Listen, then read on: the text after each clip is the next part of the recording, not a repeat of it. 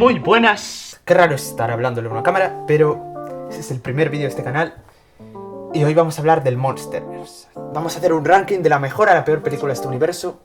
Así que sin más entretenerme, vamos allá.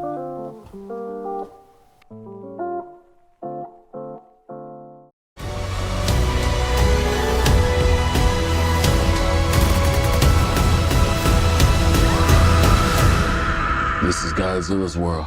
We just live in it. Damn right.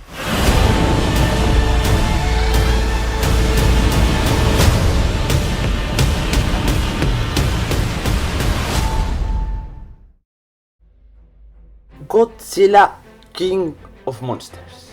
¿Por qué la peor para mí? Los humanos. En estas películas lo que yo creo que debería primar son los monstruos, puesto que son películas de monstruos. A excepción de la primera parte de Godzilla, que tenía un tono distinto, más realista. Es por eso que los humanos tenían más presencia. Pero llegados a este punto, creo que en este momento los humanos deberían quedar en segundo plano y los monstruos deberían coger más protagonismo. Y en esta película se demuestra, puesto que los humanos hacen que la película sea infinitamente más aburrida, ya que las tramas son muy poco interesantes. No llegas a empatizar prácticamente con ninguno. De hecho, si mueren todos, a mí al menos no me importaría. Eso no es un punto positivo.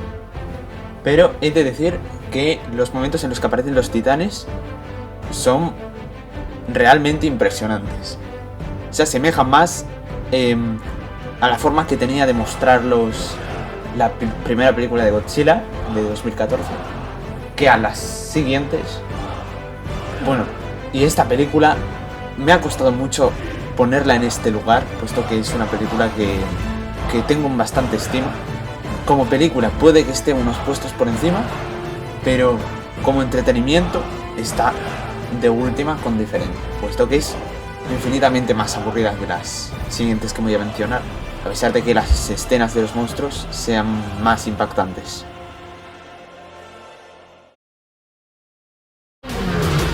Who bows to who? Nobody gon' stop for me. Here we go.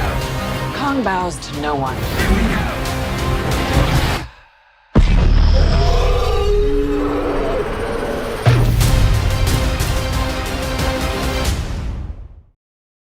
Godzilla vs. Kong fue un evento, eso hay que admitirlo.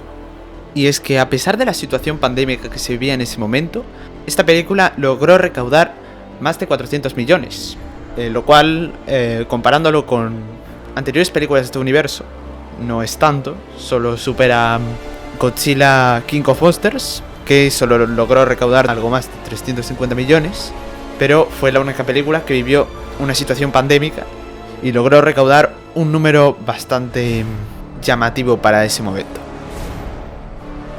Y en esta película por primera vez vemos otro tono diferente a lo que habíamos visto anteriormente en este universo, ya que las anteriores películas mostraban de una forma más seria lo que querían contar, pero aquí se centran mucho más en las batallas entre kaijus y en una aparición algo más constante que en la anterior película que he mencionado de estos titanes.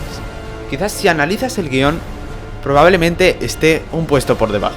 Probablemente esta película quedaría de última, ya que la trama no es la mejor construida. Es una trama sencilla para ver a dos titanes peleando, pero es mucho más entretenida que la anterior que he mencionado.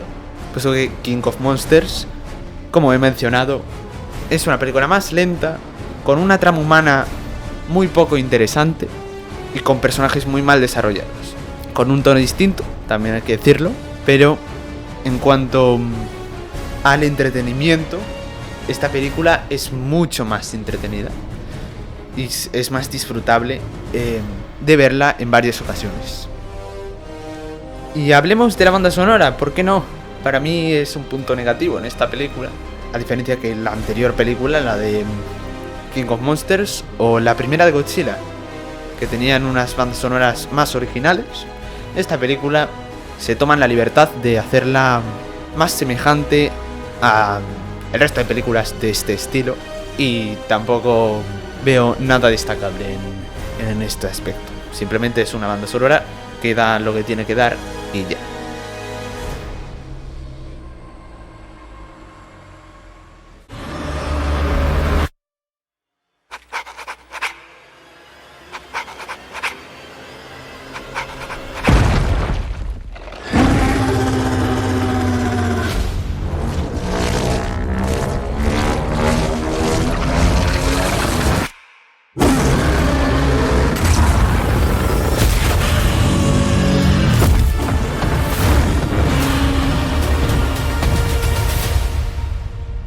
Welcome to my world.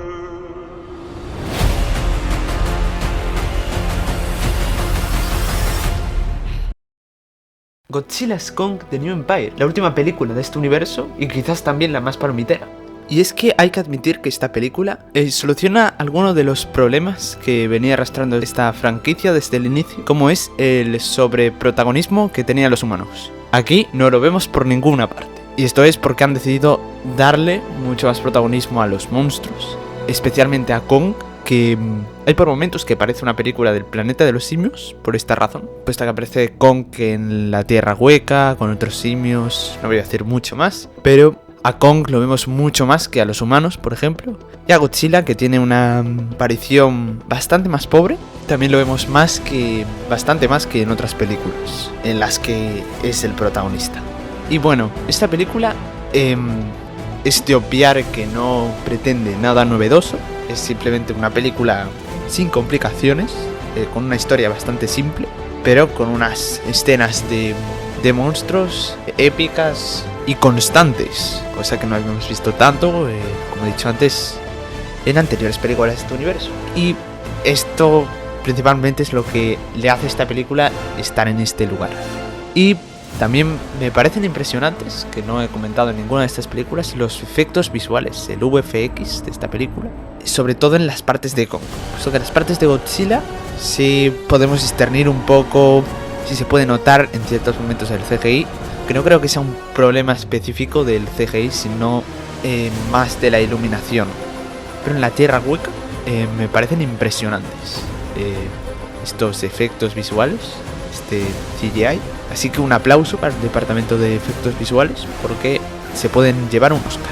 Ya se llevó el año pasado Godzilla Minus One un Oscar por mejores efectos visuales. Sería muy gracioso que en este año se lo llevara Godzilla x Kong, pero eso ya lo veremos.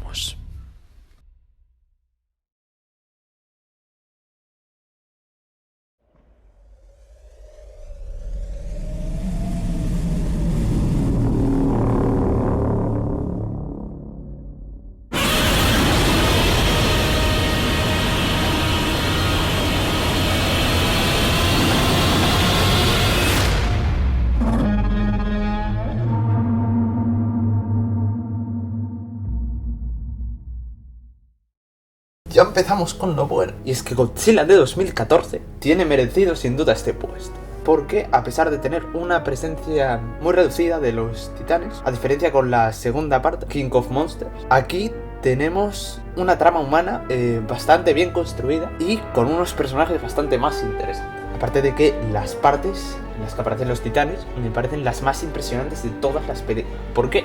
Porque Gareth Edwards, el director de esta película, hace algo muy peculiar.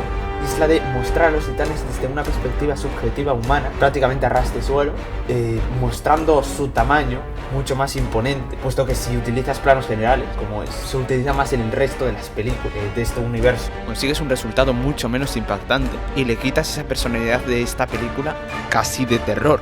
Aparte de que la estabilización de la cámara no es la de un gimbal para darle esta sensación de realismo. Y digo realismo porque si mañana llega Godzilla desde el Océano Pacífico y tú te lo encuentras, probablemente sea más parecido a esta película, porque tú lo verás desde tus ojos, tú lo verás mucho más grande que si te muestra un plano general desde lejos.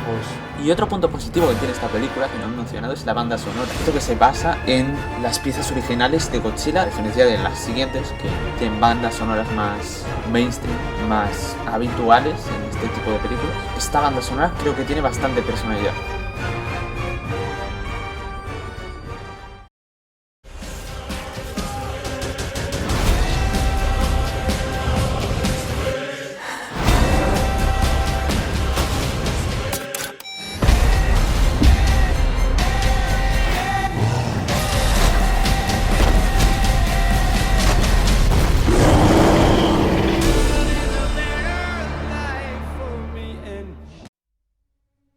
Supongo que ahora ya sabréis qué película es la que queda. Skull Island, Kong y la Isla Calavera. Sin duda, la mejor película de este universo para mí. Con un tono... No es un tono oscuro, como en la película Godzilla 2014. Tampoco diría que es un tono cómico, como las dos últimas que tenían un tono más marvelesco. Diría que esta película quedaría en un limbo, no está en ninguno de esos dos lados mencionados. Aquí tenemos una cantidad de titanes muy grande. Yo creo que si hicieran una lista del tiempo en pantalla que tienen los titanes de estas películas, creo que esta quedaría en el segundo lugar. Y aquí vemos a un Kong mucho más grande del que lo habíamos visto antes, puesto que la última vez que lo habíamos visto fue en la película de Peter Jackson de 2005. Y sin embargo aquí tenemos una historia totalmente nueva. Ya no es King Kong, es Kong.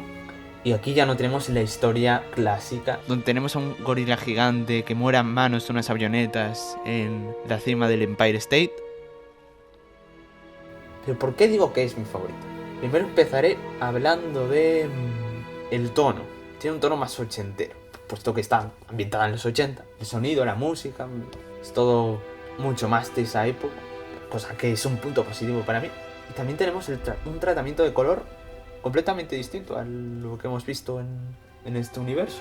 Colores, tonos mucho más cálidos, una fotografía bastante destacable y una dirección también bastante buena. Y aquí Kong se nos presenta como un defensor de su isla y se nos presenta también a una criatura enemiga, a un... no diría antagonista, porque el antagonista es otro, pero sí, es el problema a resolver, digamos. Y todo esto, el color, la banda sonora, también es bastante destacable. Los personajes son todos bastante interesantes. Todas las tramas humanas diría que son las mejores de este universo. Bueno, las de Godzilla 2014 también creo que están bastante bien tratadas. Y tenemos varias rupturas de clichés.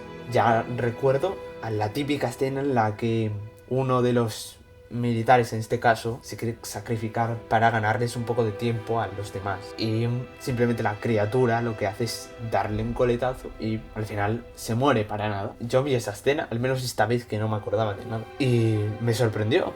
Me sorprendió porque pensaba que iba a ser una escena típica de cliché y no, quisieron darle un giro y creo que salió bastante bien. Y bueno, no voy a alargar más este vídeo, creo que ya ha quedado todo claro, así que nos vemos en otro vídeo. Tengo otras cosas pensadas, a ver qué tal sale esto, así que chao, nos vemos en la próxima.